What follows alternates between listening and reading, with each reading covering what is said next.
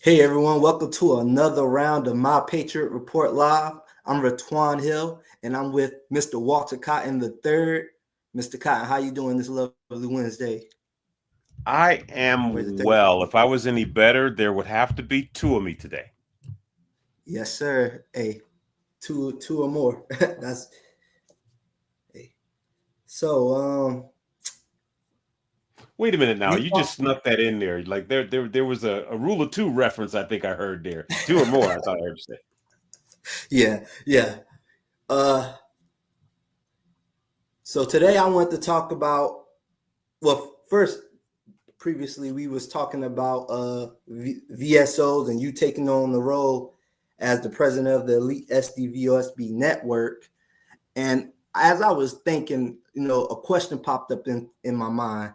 We have, American Legion, DAV, and they focus on the benefits and, the the overall health and well-being of veterans. And, we tend to focus more on the economics. But my question is it a dream too big to want it all under one umbrella?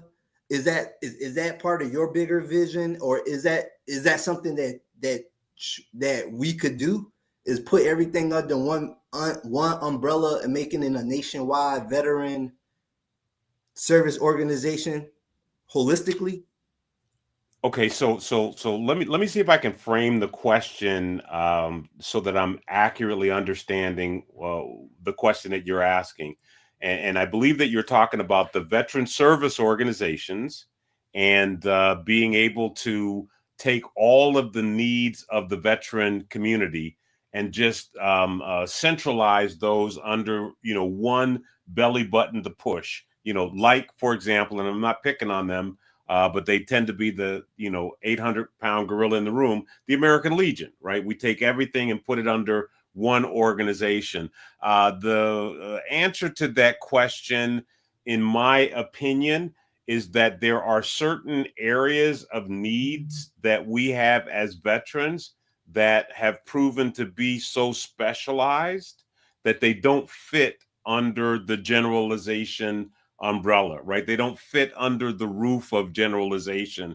And probably the best example of that rests with the self-employment track of the VRE program, right? I mean, that's a program, a benefit that is housed under the Veterans Administration, right? That aggregate body of support services for veterans.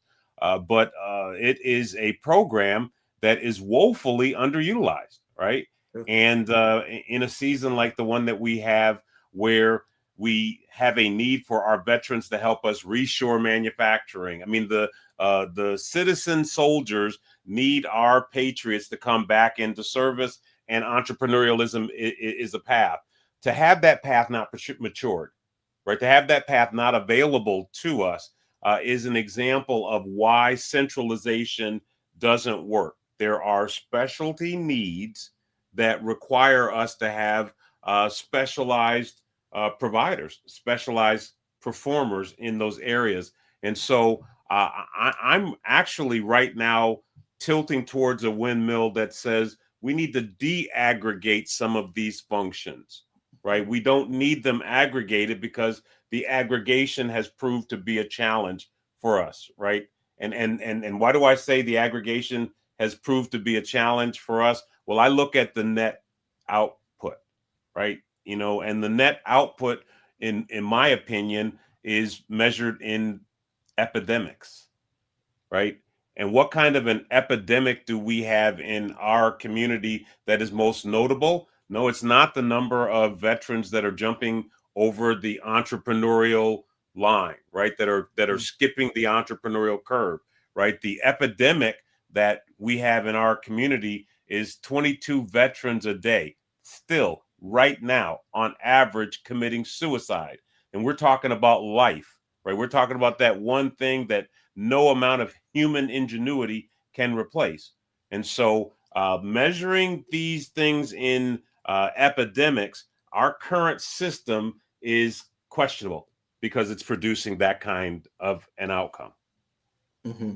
Yeah, and that was the thought that I had in my mind, and that's why I had asked that question, because like if we're still losing 22 veterans a day, then that means there's still we're not fixing the root of the problem. We're not fixing the root of that. And I know it's a lot of things that play a part. You have the mental health component, then you have the economic component of it, and whether it's medicine that they have taken, because a lot of those have side effects that people don't often talk about, and I just believe that we just need to fix that root cause of it. And what I was thinking, and I'm gonna stay on topic, but I do want to just throw this in a little bit, is different programs that veterans just don't know about, like the VA Enhanced Use Lease program.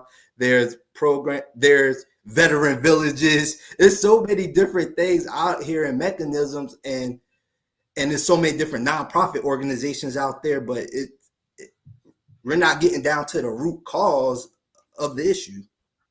Well, let's talk about root cause, right? Let's not talk about symptom management. And sometimes it's ugly to look at the root cause, but in this particular instance or situation, allow me to postulate the idea that the root cause here is America violating the promise it made to its veterans, right? If we go back to the beginning, the origin of this whole question, right? Let's boil it down, distill it down to its core, right? At its core is an agreement, right? The veteran signs a DD Form 4 that says, I will change my status from citizen to service member for the duration of this contract, and you can deploy me and employ me in any way, shape, or form that supports the needs of these United States of America.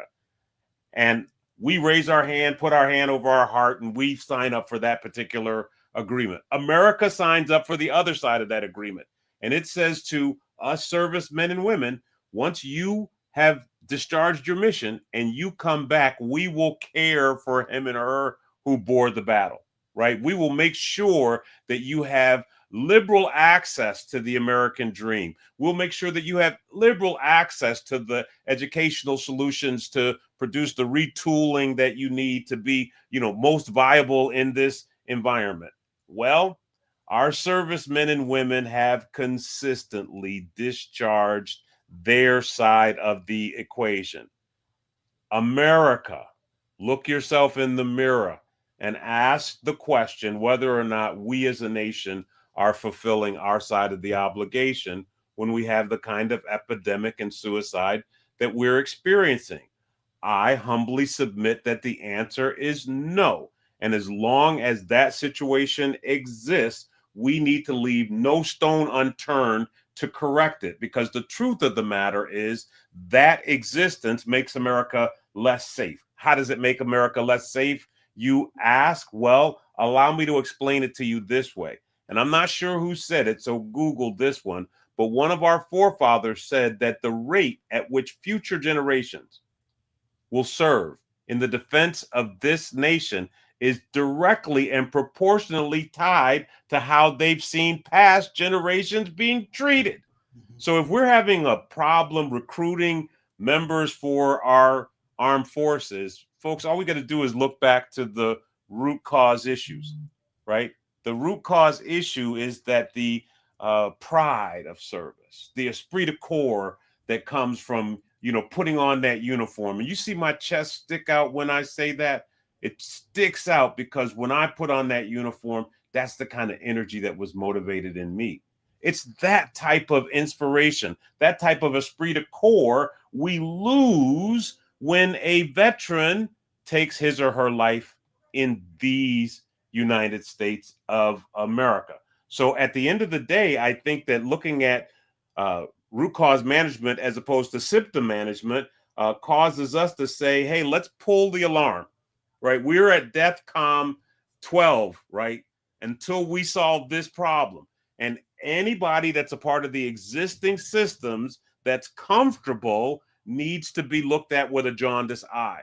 Because until we've taken that veteran suicide number and reduced it to 0, it's an all hands on deck problem that we have.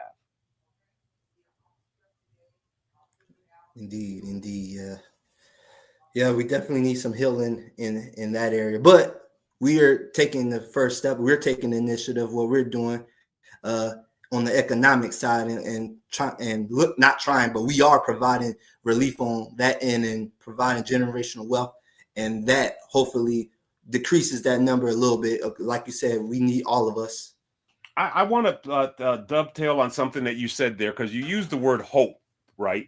And when we're looking at root cause challenges, right, we as a community, us veterans, can't just look at that one finger that's pointing out at the Veterans Administration or pointing out at Congress, right? We got to look at these three fingers that are pointing back at us and ask ourselves the question: have we done all we could do? Have you done your part? Right? Are you engaged? Right? We, Mr. Hill and I, are making a patriot contribution to the solution. What are you doing? So at the end of the day, if we get all of our citizen soldiers, we get all of our true patriots to engage, we live in a constitutional republic that allows us to change the game. And so what I'm pointing to is a need for us to get out of the mustard so that we can catch up, to get out of the saw, to get off the sideline, to get involved. And I'm being an example of what I'm encouraging you all to do at this, 12th hour of my life. I'm supposed to be out on the Viking cruise ship, right, sailing around the world, but I'm not, because I'm needed. Right. And I'm taking on the role as the president of the Elite Service Disabled Veteran Network, the New York chapter, because America needs my service. It needs me to produce a template, an example that we can cookie cutter around this country to make this nation safe again. Right. When I say that our economic condition makes America less safe, I'm not just talking about that. I'm being about it. I'm doing something about it, right? I see this centralization of contracting under the auspices of this administration as a threat to our national security. And so I'm not sitting on the sideline pointing to it and saying, watch, look at that. They're getting ready to go break a window. I'm involved. I'm in the middle of the process. I am moving the legislative levers. I am moving the community levers. And I am asking you, every true patriot that's within the sound of my voice, do what I do. Follow my example. Get in where you fit in. And one of the places I'd like you to start, which I think is the best place, is in New York. Become a member, join me, right? Join me, pick up the rope and pull a little bit of the energy, right? As we shift the balance of economic power and show not just the rest of the country, but the rest of the world how it's done. And I'm going to put the big talking stick down now, because I can tell I'm on my soapbox. Oh no, that was needed. I felt the energy for sure. Um, okay, my question is it smart for new entrants to be entering the space, or SDVOSBs to be even considering going down this federal contracting space? And I asked that because as of 2019, there has been a steadily decline in small business participation in the federal contracting space. I believe it was another 2 to 3% as of last year. So we're at like 52%. That means we lost over half of our small businesses in this federal contracting space. Is this a crisis or an opportunity for the veteran population, or for small businesses in general? Well, there's an adage in business, that suggests that if you can achieve growth in a descending market, that's real growth, right? That's the kind of growth that creates enterprise, it creates empire, because it's sustainable when the market goes back up again, right?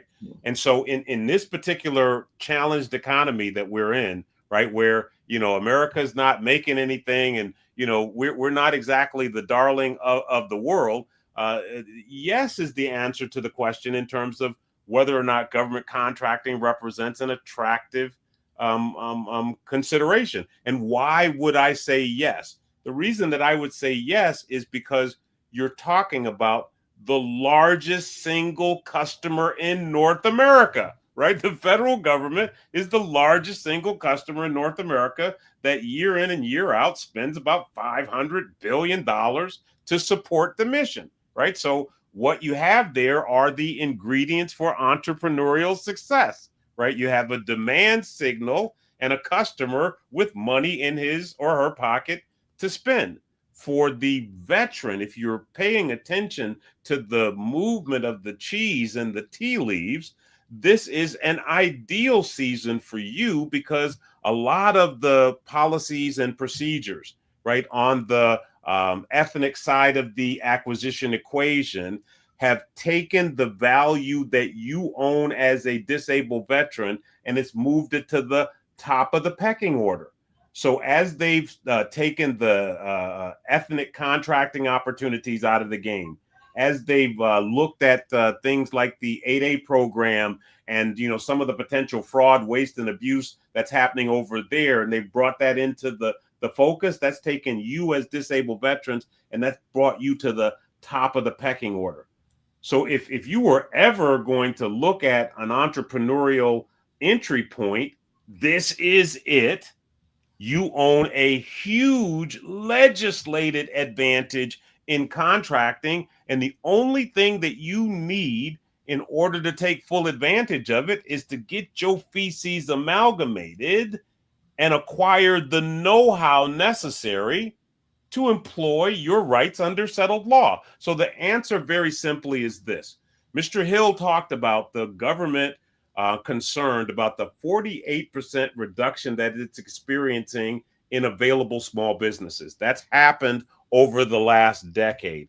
Another demand signal that's saying to the disabled veteran, this is the time to get off the sideline and get in because the government has got a deficit in you, right? The other side of the equation is the government is going through this wholesale shift in the way it acquires stuff. It wants to be more efficient. It sees a greater number of societal needs that it needs to satisfy. For example, the reshoring of manufacturing. And so the government is looking to buy things in a different way, faster and more of it.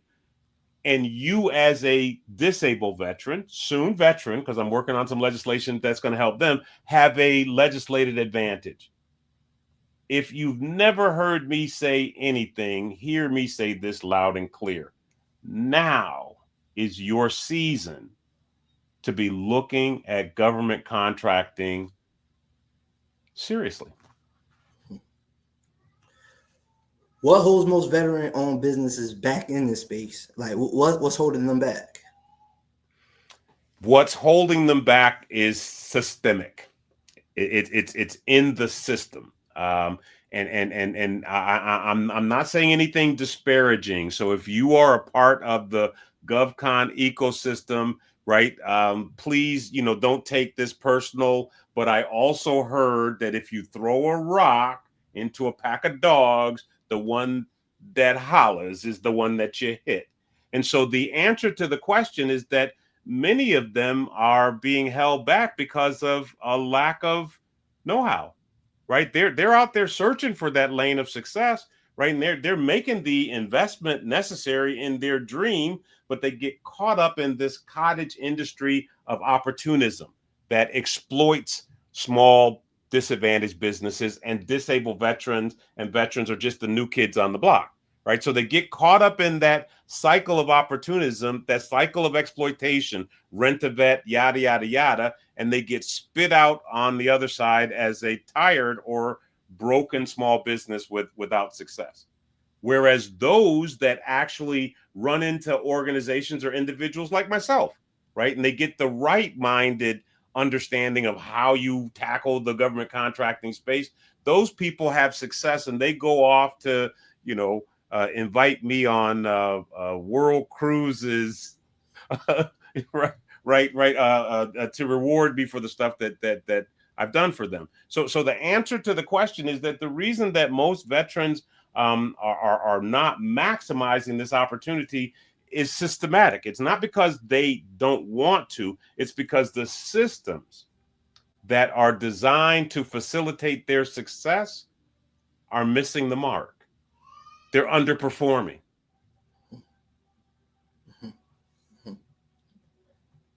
Okay, my next question is, I've been seeing posts about 8A, it's like, yeah, get your 8A certification. You're able to use that sole source authority. In this season, how viable is getting your 8A?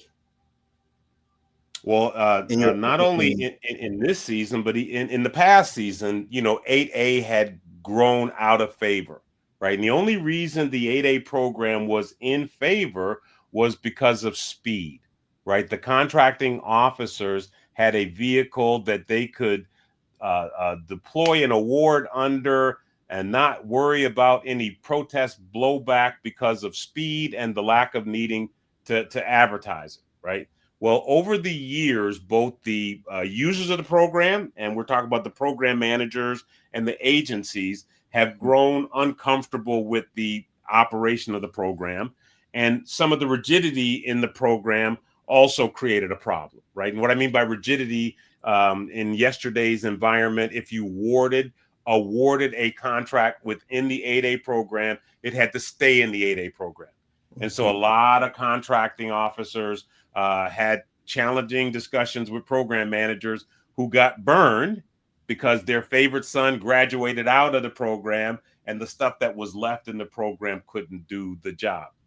To make the long story short, in today's environment, what we found is there has been some exploitation, some usury of that 8A program that has created a cesspool that someone or some people believe has a lot of fraud, waste, and abuse associated with it.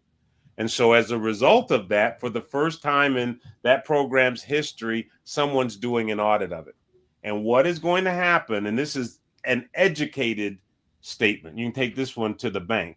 What's going to happen is they're going to open up that hood under that program, and they're going to find some ugly, nasty stuff that's going to need to be retooled.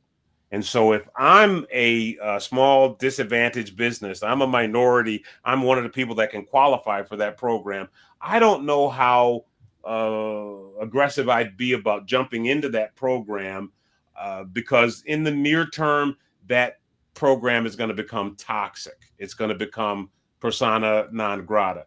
I equally would not be looking at that program if I enjoyed one of the preferences that is still actionable. Like if I'm a service disabled veteran and I know that I've grown to the highest level of acceptance, the lowest level of risk, I'm not even considering 8A because I know the contracting officers and the program managers are going to be looking elsewhere. I'm equally reading the signs, right? I'm reading the tea leaves. I'm looking at the fact that the FAR Council in their rewrite saw fit to empower program managers to not have this as a problem anymore. So program managers now can take their requirement out of the 8A program as long as they put it with one of the existing socioeconomic programs. And guess what? Again, service disabled veteran is top tier, least risk for that type of activity. So again, to net this out and to say it in a very simple fashion, if I'm a service disabled veteran, to the 8A program. To the 8A program.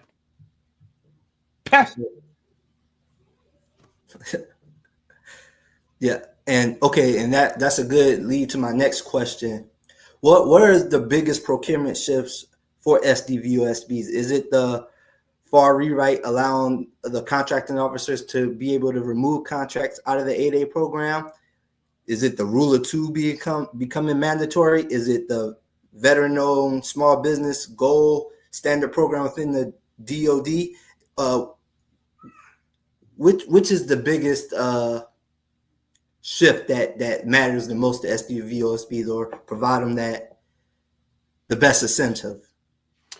The biggest shift that the veteran and disabled veteran community should be paying attention to is the change in attitude and operating model of its customer.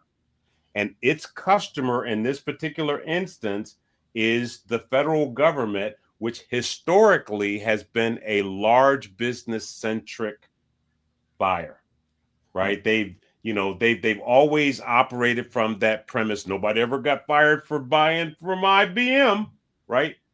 And so as a result, what I would be doing is I'd be looking at the changes that customer, what things are they doing differently, and how can I position myself to be within the pathway of the value migration, where I can be on one of those thresholds that they're passing through.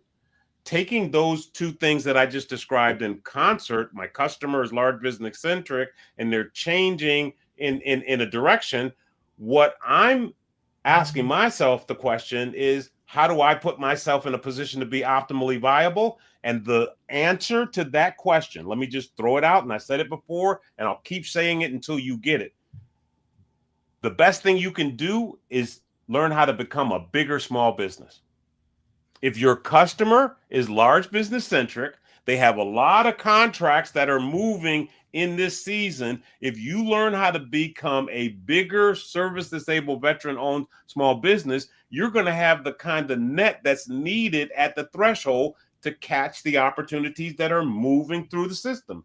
And Mr. Hill described this as an oxymoron during our last discussion, because to many people, it does sound like something untenable, bigger or small business. But in point of fact, if you're a veteran in this season and you want to go from zero to hero, learning how to become a bigger small business is the path of least resistance. Do you believe veterans at the veteran-owned small business population as a whole, do you believe that they're just chasing contracts, or they're actually looking to build wealth as a whole? Wow, that's, I can't really speak for the veteran-owned small business population as a whole, because we come from every walk of American society, right? We come from every hue, from every community, and so that's too big a question to ask me to answer. But what I can deliver is a recommendation to those that are veteran and disabled veteran, and that is that you be hyper focused in this season on creating generational wealth, because we have a $1.3 trillion wealth transfer that's got your name on it. It's got your name on it. And if you get your feces amalgamated in this season and you set up the right kind of enterprise, you can capture enough generational wealth in this season to make sure that up to 5-6 generations of your family don't have to ever worry about money again. And that's not hyperbole, right? Check my statistics, right? Look at the fact that people credit me with having produced over $150 billion worth of wealth transfer. Follow that string back to the people that got it and go look at their lifestyles, right? Go look up Mr. Ben Long and see where he's out on the French Riviera in one of his exotic speedboats, right? Go, trust but verify. And once you've got your verification together, right, join us. We're asking you not to be apathetic. Join us. Get out of the mustard so you can catch up. Mr. Hill and I, and we're about a minute left on this one, are going to be putting out the call to action. We're going to be providing the example of what we need to do as a community. We're prayerfully asking you to join us in this mission to make sure that him and her who bore the battle has the opportunity to fully participate in the American dream. And I'm going to turn the big talking stick back over to you, Mr. Hill. Take it away. Yes, sir. Well, before we close out, you mentioned earlier that you're sponsoring for every service disabled veteran that joins the movement, that you'll be sponsoring a veteran-owned small business. So could you speak on that a little bit? Yes. And so, I'm going through the process of revitalizing the elite service disabled veteran business network, starting with New York, my home state. And so we have a training class that is popular. It started as the joint venture in the box. They now call it the Cotton Method. And that training program has about a $10,000 plus price tag. And so what I'm going to do to incentivize the veterans in New York, I am going to, for every service disabled veteran that purchases the program during this season, I'm going to match their purchase, listen to this, by sponsoring an at-risk veteran to buddy up with you. Not only am I going to match your purchase, but I'm going to cut your price in half for being a member of the elite New York chapter. So let me see if I can riddle that to you, because I know these things get complex. What I'm going to do is I'm going to cut your price in half for securing the state-of-the-art solution that you need to navigate this $1.3 trillion market. I'm going to sponsor one of your fraternity members that's coming online with my own money, and we're going to build a rising tide that produces a $50 billion economic impact in New York in 2026. Mark that down. What's today's date? November 19th, 2025. Mark that date down, because I'm the kind of GovCon advisor, and I've said this before, right? I call my pockets. I'm telling you where we're about to put the ball, and I'm asking you, I'm encouraging you, I'm incentivizing you with my example to get out of the mustard so that you can catch up. And that's the offer. That's the incentive, Mr. Hill. Those of you who are disabled veterans that are within the sound of my voice, I encourage you to take advantage of that limited time offer. Yes, sir. Yes, sir. You're Mr. Cotton. So if you're a veteran, man, get off the sideline, come participate, and come and build this generational wealth. Until next time, guys, I'm Ratuan Hill, and that's Mr. Walter Cotton III. Until next time, guys, we're out.